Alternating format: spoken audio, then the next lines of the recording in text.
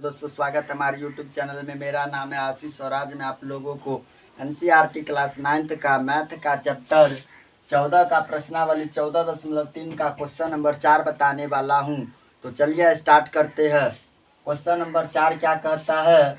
एक पौधे की 40 पत्तियों की लंबाइयाँ मापकर सारणी में दिया गया है।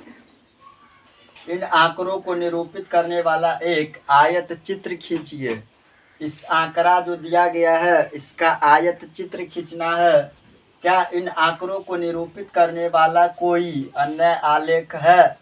क्या यह निष्कर्ष सही है कि 153 मिलीमीटर लंबाई वाले पत्तियों की संख्या सबसे अधिक है? इसमें 3 गो प्रश्न दिया है। सबसे पहले तो इस आंकड़ा का हमको आयत चित्र खींचना है।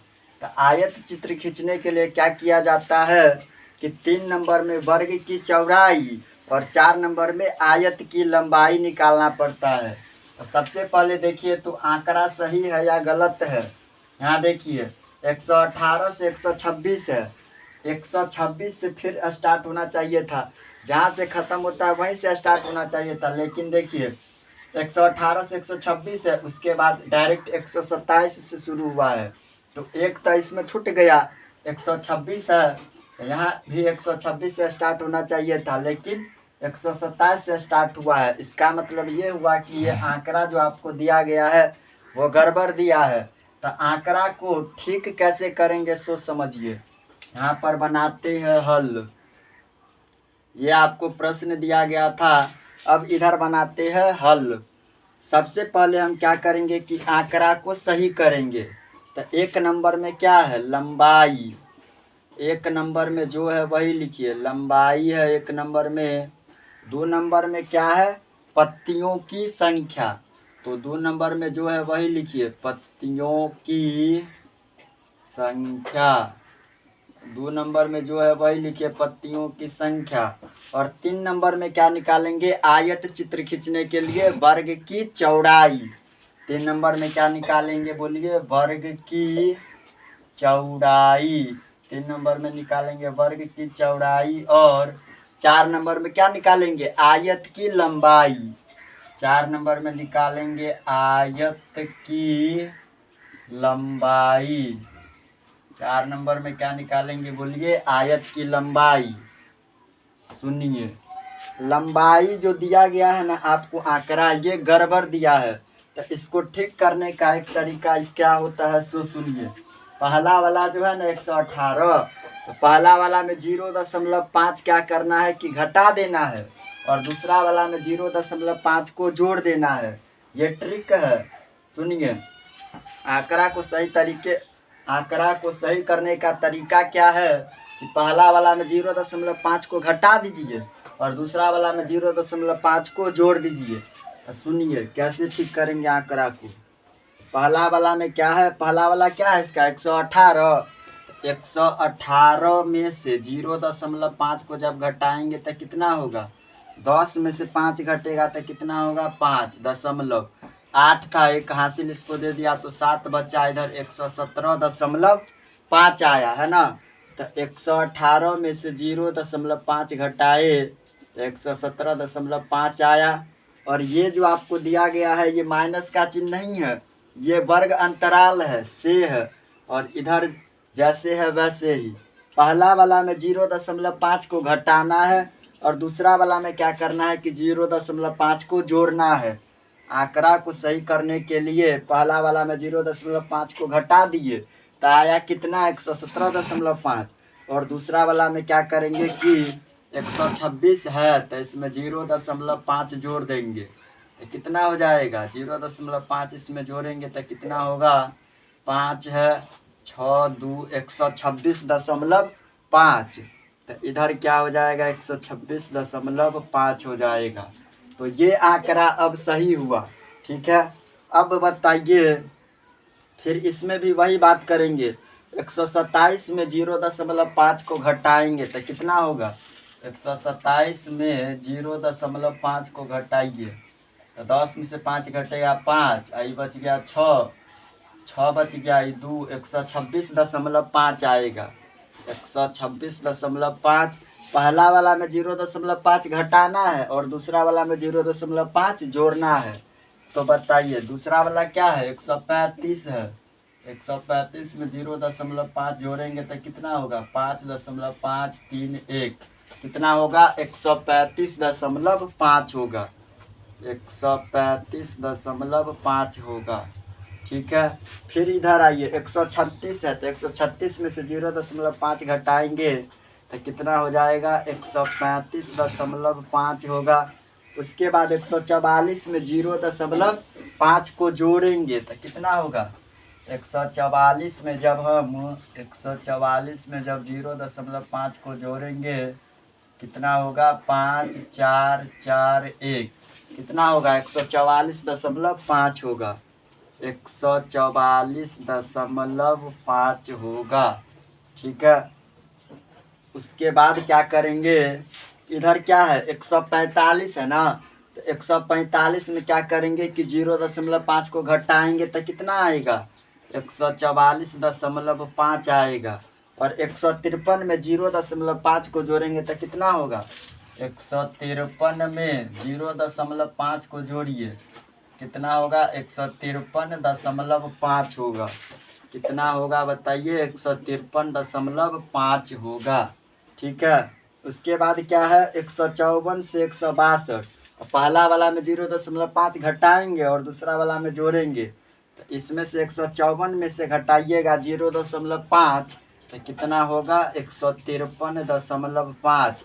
उसके बाद क्या है 162 में 0.5 जोड़ेंगे तो 162 में 0.5 जोड़ेंगे तो कितना होगा, 162.5 होगा।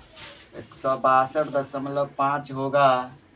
उसके बाद क्या है 163 है, तो 163 में से 0.5 घटेगा तो कितना होगा बताइए, 162.5। और इधर 171 में 5 जोड़ेंगे तो कितना होगा, 171.5 होगा। उसके बाद क्या है 172 है, तो 172 में से 0.5 घटेगा तो 171.5 होगा। और 180 में जब 0.5 को जोड़ेंगे तो कितना होगा, 180.5 होगा। 180.5 होगा। अब क्या हो गया कि आंकड़ा सही हो गया।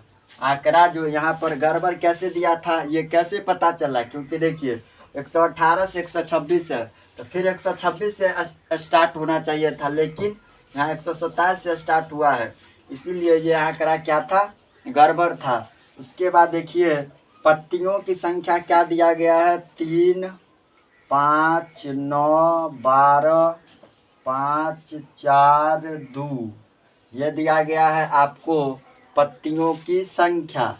तो वर्ग की चौड़ाई 3 नंबर में निकलेगा। तो वर्ग की चौड़ाई कैसे निकालेंगे कि हम वर्ग की चौड़ाई निकालने के लिए यह देखेंगे कि इस दोनों के बीच में कितना कितना का गैप है, कितना कितना का उसमें अंतर है। ठीक है, कितना कितना बढ़ रहा है, 9 9 बढ़ रहा है, इसीलिए वर्ग की चौड़ाई क्या हो जाएगा, सबका 9 9 9 9 हो जाएगा।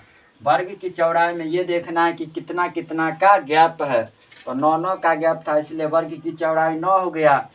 उसके बाद निकालना है आयत की लंबाई। तो आयत की लंबाई कैसे निकलेगा, ये जो है ना 3, तो 3/9। आयत की लंबाई निकालने के लिए क्या करेंगे, सबसे पहले 3/9 इस दोनों को भाग के रूप में लिख देंगे और गुना किससे करेंगे, सबसे न्यूनतम मान से।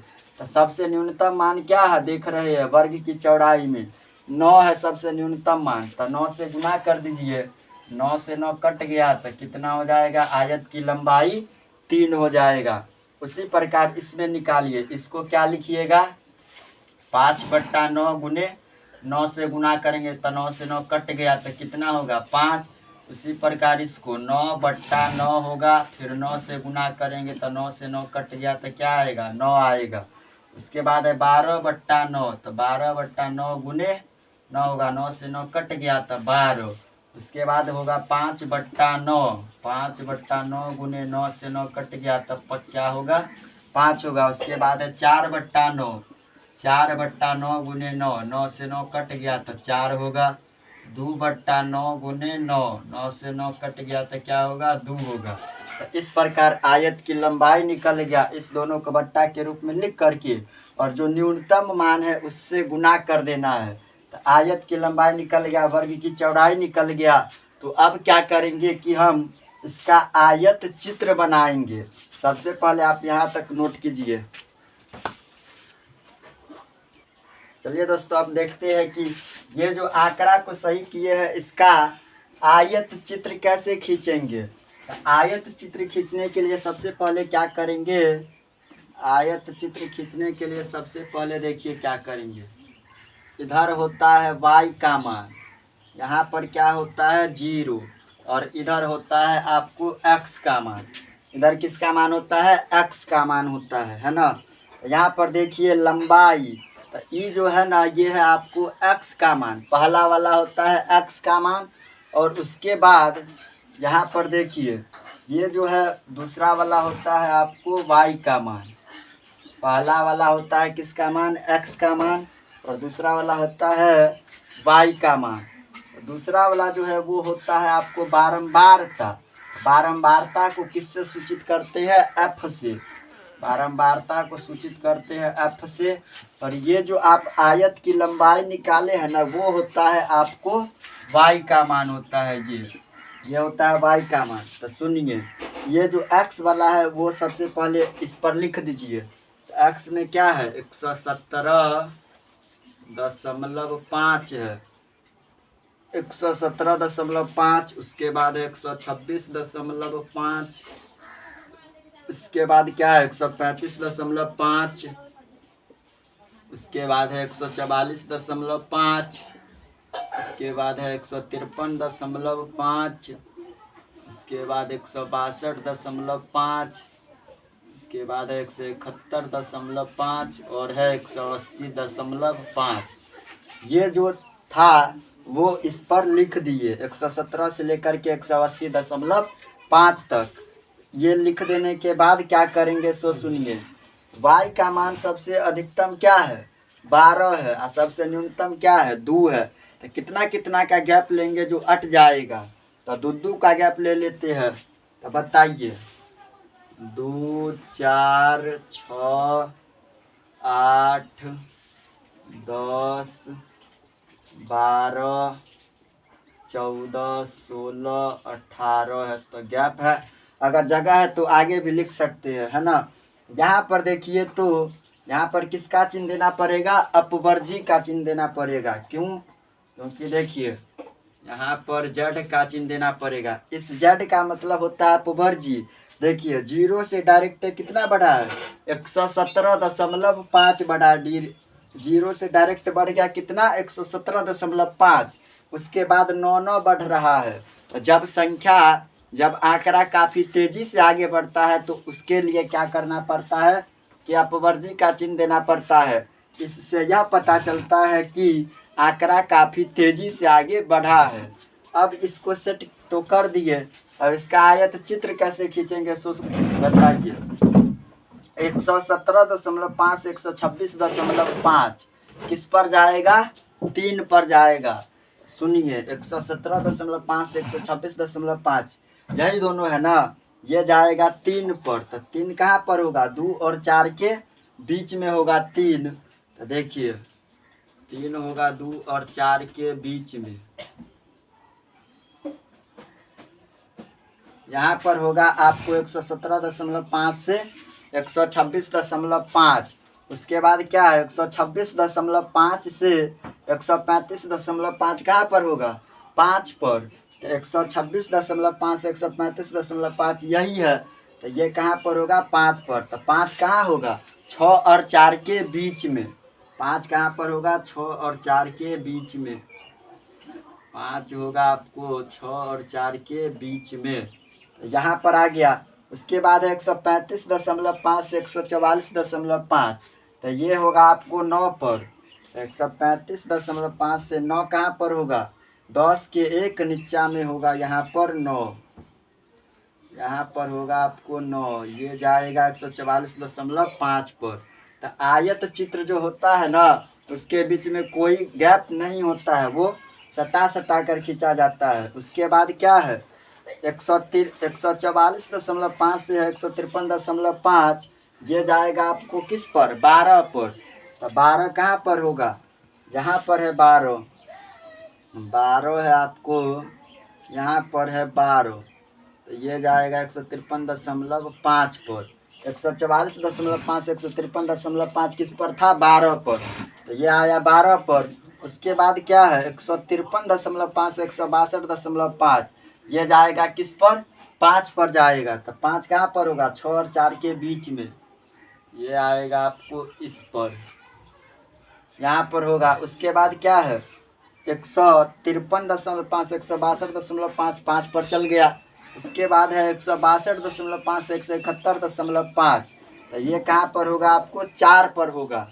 तो 4 कहाँ पर होगा, इस बिंदु पर है 4, तो ये होगा आपको 4 पर, यहाँ 4 पर हो गया। उसके बाद क्या 171.5 से 180.5 कहाँ पर होगा, 2 पर होगा। तो 2 कहाँ पर है, यहाँ पर है 2, तो यहाँ पर हो जाएगा 2 पर, यहाँ पर हो जाएगा 2 पर। तो यही आपका क्या बन गया, आयत चित्र बन गया यही। तो आयत चित्र के बीच में कोई गैप नहीं होता है, तो ये आपका आयत चित्र बन गया। अब इसको क्या करेंगे कि छायांकित कर देंगे, इसको क्या करेंगे, छायांकित कर देंगे। उसके बाद इसमें एक और क्वेश्चन है,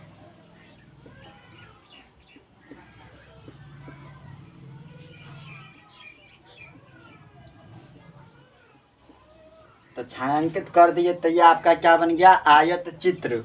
तो पहला क्वेश्चन बन गया। तो आयत चित्र बनाने के लिए क्या किए कि सबसे पहले आंकड़ा को सही किए, उसके बाद 3 नंबर में वर्ग की चौड़ाई निकाले, उसके बाद आयत की लंबाई निकाले, उसके बाद इसका आयत चित्र खींचिए। दूसरा क्वेश्चन क्या कहता है कि क्या इन आंकड़ों को निरूपित करने वाला कोई अन्य आलेख है। तो इन आंकड़ों को निरूपित करने वाला कोई अन्य आलेख हो सकता है। तो इसको निरूपित करने वाला एक आलेख होता है, वो होता है बारंबारता बहुभुज। तो इस आंकड़ा का क्या कर सकते हैं हम, बारंबारता बहुभुज भी बना सकते हैं। तो दूसरा का आंसर क्या लिखेंगे, यहीं पर लिख देते हैं। दूसरा का आंसर क्या होगा, बारंबारता बहुभुज, बारंबारता बहुभुज होगा, बारंबारता बहुभुज। तो ये जो बारंबारता बहुभुज होता है वो ये जो आंकड़ा दिया गया है ना, इसका एक अन्य आलेख हो सकता है बारंबारता बहुभुज। तीसरा क्वेश्चन क्या कहता है कि क्या यह निष्कर्ष सही है कि 153 मिलीमीटर लंबाई वाले पत्तियों की संख्या सबसे अधिक है। तो 153 कहाँ पर है, 153 मिलीमीटर, 153 तो यहाँ पर है 153.5, तो इसका सबसे अधिक है, सबसे अधिक तो है 144.5 का। तो यह कथन क्या हो जाएगा, असत्य हो जाएगा। इसका आंसर क्या लिखेंगे, नहीं। नहीं का मतलब क्या हुआ कि 153 मिलीमीटर लंबाई वाले पत्तियों की संख्या सबसे अधिक नहीं है। तो यही आपका क्या हो जाएगा, आंसर हो जाएगा। तो क्या किए कि सबसे पहले इसका आयत चित्र बनाए, उसके बाद ये जो 2 प्रश्न था उसको हल किए। तो यही आपका आंसर हो जाएगा दोस्तों। प्रश्नावली 14.3 का क्वेश्चन नंबर 4 तक बता दिए है। ये थोड़ा लंबा क्वेश्चन था इसलिए इसमें टाइम लग गया। कल बताएंगे क्वेश्चन नंबर 5। आज के लिए इतना ही। अगर वीडियो अच्छा लगे तो लाइक, कमेंट, शेयर और सब्सक्राइब कर दीजिएगा। मिलते हैं नेक्स्ट वीडियो में, तब तक के लिए जय हिंद, जय भारत।